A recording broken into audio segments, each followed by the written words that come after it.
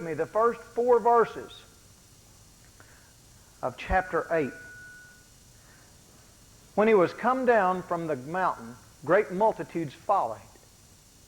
And behold, there came a leper and worshipped him, saying, Lord, if thou canst make me clean. And Jesus put forth his hand and touched him, saying, I will, be thou clean. And immediately his leprosy was cleansed. And Jesus saith unto him, See thou tell no man, but go thy way, show thyself to the priest, and offer the gift that Moses commanded for a testimony unto them. Wouldn't you like to have been able to witness some of the miracles like that Christ did in the New Testament? It just makes me really, I get emotional thinking about what that must have been like. And these verses in Matthew are the only time I can find anything about this man, but what an impact Christ must have had on his life. Wouldn't we like to know his whole story? Wouldn't we like to know what his testimony was from that point on in his life, or how he came to that point? And so, I need you to do 2 things for me to help us maybe understand how this man felt. If you will do those 2 things, I will greatly appreciate it. Number 1, you're going to have to use your imagination just a little bit. Number 2, most importantly, it's going to take me 60 seconds, 1 minute, to get some things to prepare. And I want you to spend those 60 seconds praying that God will use this message how He would want to. Would you do that for me? Spend 1 minute.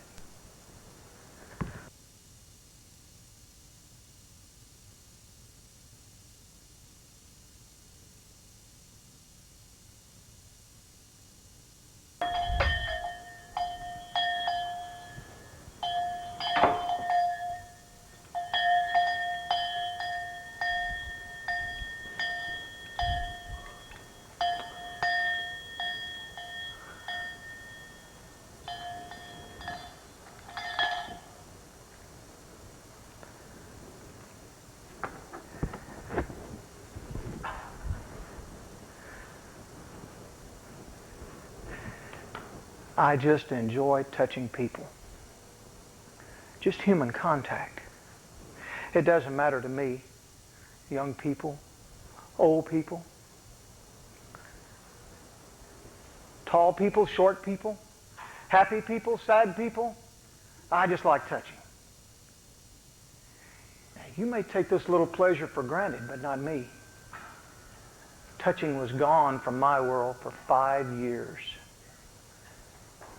For 5 years, no one touched me. Not anyone. Not once. Not my wife. Not my friends. Not my child. No one. They saw me. I saw concern in their eyes. But there was no touch. The touches that you find common, I covet. A handshake. A tap on the shoulder to get my attention. A kiss from my wife. A warm embrace from a friend.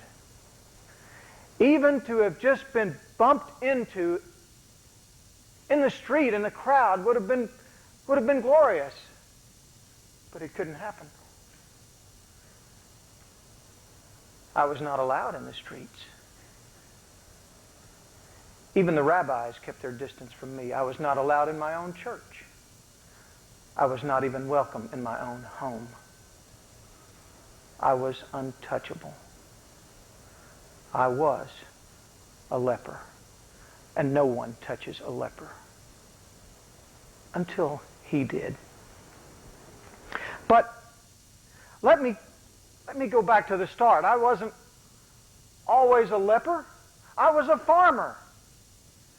And one year during the harvest season, the grip on my sling blade seemed weak. the tip of the first finger felt numb.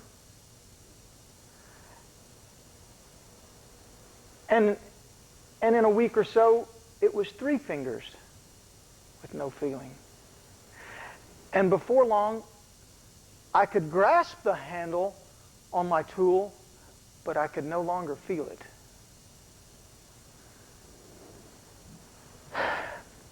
By the time that harvest season ended, this right hand might as well have belonged to someone else. The feeling was gone. I didn't tell my wife, but I think she suspected. How could she not? When I walked, I carried my hand next to my body like a wounded bird.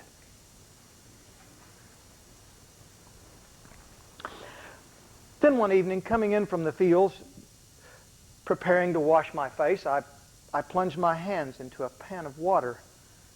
The water turned red. This 4th finger right here was bleeding freely. At some point during the day, I had injured myself and didn't even know when. I stared back at my hand and the water. I heard my wife's voice from behind me. "It's on your clothes too." Without turning, I looked down at the crimson spots on my robe. Back to my hand. Back to the wash basin. I think at that moment I realized that my life was changed forever. "Shall I go with you to see the priest?" She spoke again. "No. I'll go alone." I turned and looked into her moist eyes. Beside her stood our 3-year-old daughter.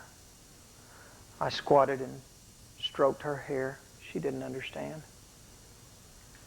My wife, in her compassion, put her hand on my shoulder, and with my good hand, I grasped hers. And that would be our final touch.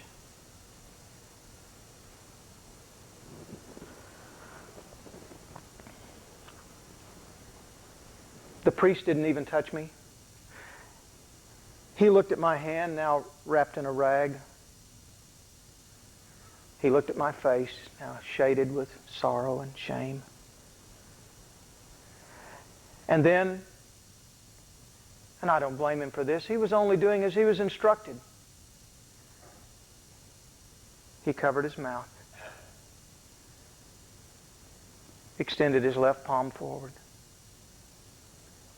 "You are unclean." And with that pronouncement, I lost my farm, my friends, my family, and my future.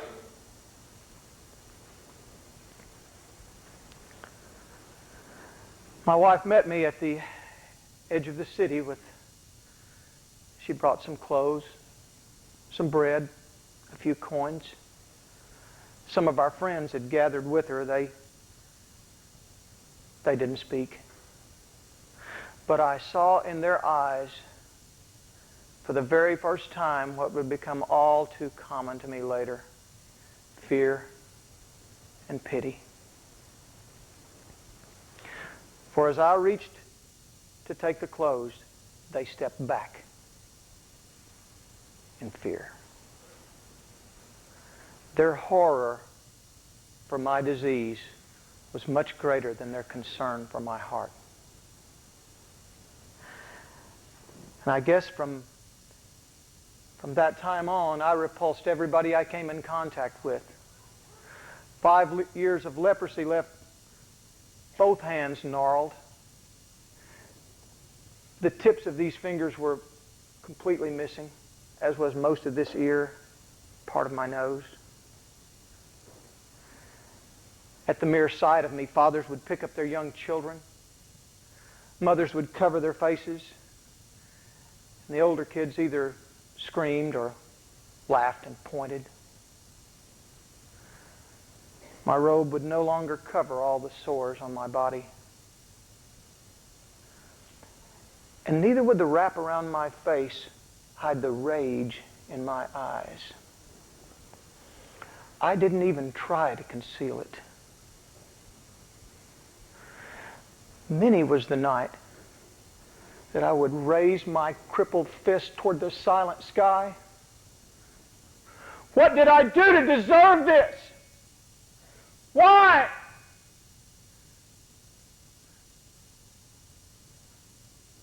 Never a reply. Some said I sinned. Some said it was my parents. I don't know. I only know how tired I grew of it all. Sleeping in the leper colony, smelling that stench of rotting flesh. I even grew to hate my bell.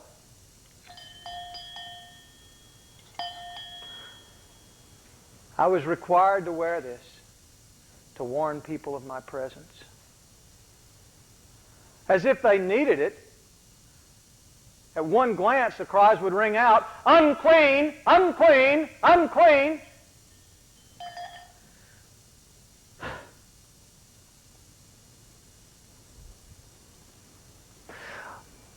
One day I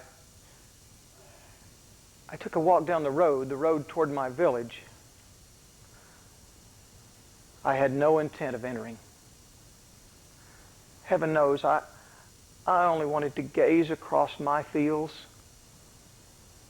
look at my house, and perhaps catch a glimpse of my beautiful wife. I didn't see her. But I did see some children playing in a field. They were running and frolicking and enjoying the day. Their laughter was so contagious that just for a moment, I wasn't a leper. I was a farmer. I was a father. I was a man. I hid behind a tree and watched them enjoying being together. I was so overcome with emotion, with their enthusiasm, that without thinking, I stepped from behind the tree and I straightened my back and I took a deep breath, and they saw me. And they screamed. And they scattered. Except for one. One young girl lingered behind, looking in my direction. And I don't know, I can't know. Maybe it was only my hopes thinking, but I thought she was looking for her father.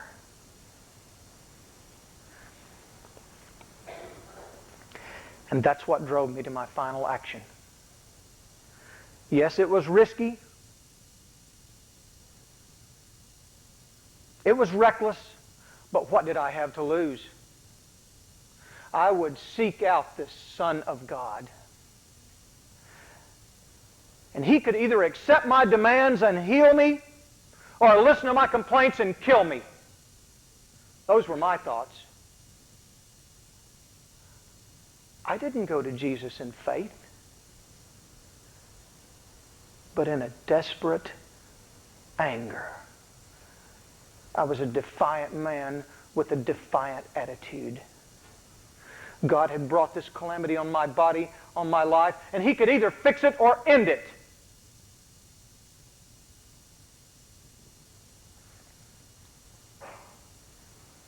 And that was my attitude until I saw Him. The first time I saw Him, even from a great distance, I was changed. Now, I'm a farmer, not a poet. So I don't know if I can find adequate words, but let me say that sometimes a Judean morning is so fresh and the sunrise so glorious that it can make you forget. You can forget the heat of the day before or the hurt of times past. When I saw Christ, it was better than any Judean sunrise. My rage turned to trust. My anger turned to hope. Just in the way he walked, I knew he cared. Somehow, I knew he hated this disease as much, no, more than I hated it. I watched him descend a hillside with throngs of people following him, and I hid behind a rock as the pathway brought him closer. I waited till he was only paces from me, and then I stepped out. Master. He stopped and looked, as did all those around him. And then the flood of fear began through the crowd. Men picked up children, hands flew over faces. The cries began to ring out, unclean, unclean, but I couldn't blame them. I was a huddled mass of death. But you know, this time, I scarcely even heard them. This time, I scarcely even saw them, because I had heard their reaction 1,000 times. But his look of compassion was new to me. When all the others stepped back, he stepped toward me. Toward me. No one had stepped toward me in 5 years, and he stepped toward me.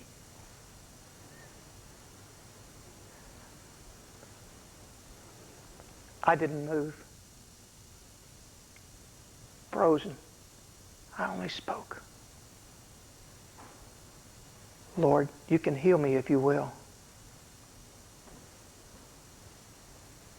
Silence, and then his tender response. I will heal you. Be clean. And had he healed me with those words, I would have rejoiced. Had he healed me with a prayer, I would have been thrilled. But not Jesus. He reached out. He touched me. He touched me. My wife had been the last to touch me 5 years ago.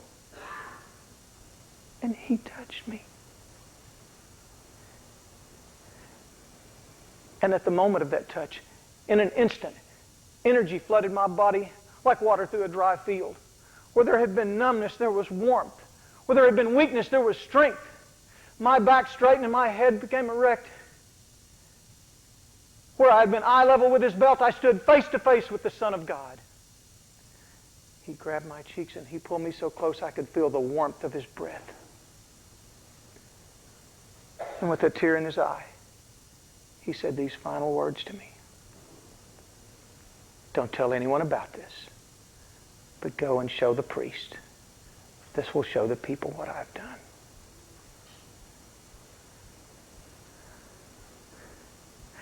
So I ran and showed the priest, and we rejoiced. And I ran as fast as I could to my house, and I showed my wife, and we kissed. And I turned and I showed my little girl. I picked her up and held her closely.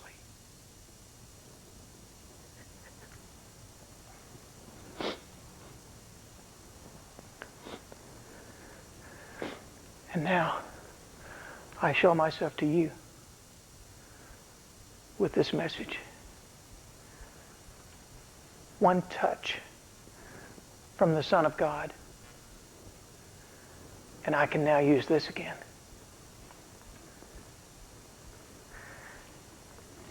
One touch from the Son of God, and I now love to use this. And one touch, and I no longer need this.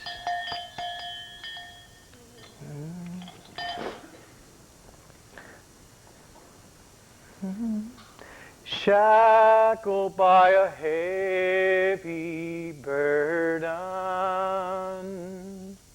'neath a load of guilt and shame,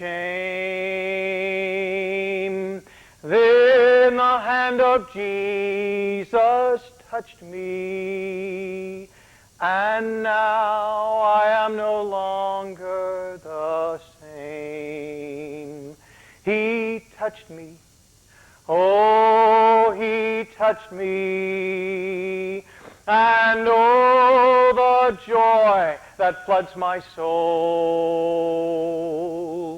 Something happened, and now I know He touched me and made me whole.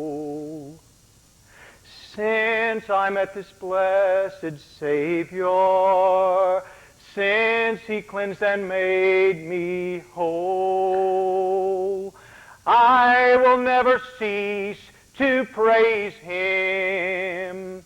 I'll shout it while eternity rolls. He touched me. Oh, He touched me. And oh, the joy that floods my soul. Something happened, and now I know He touched me and made me whole. One touch from the Son of God, and He gave me back my life.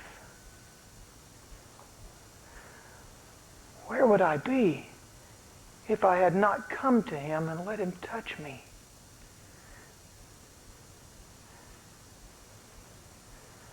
Does the Son of God want to touch you today? You are not lepers, but whatever your need is, He has the answer. I needed the touch of healing, and He had the cure. If you need a touch of peace, He'll bring comfort. If you need a touch of faith, He brings hope. If you need a touch of forgiveness, He has mercy. If you need just a touch of love, He has an unending supply. And if you need the touch of salvation, He is the only way. Let Him touch you today. Let Him touch you. Maybe He needs to show you as He had to show me. I was unworthy of the touch of man, yet worthy of the touch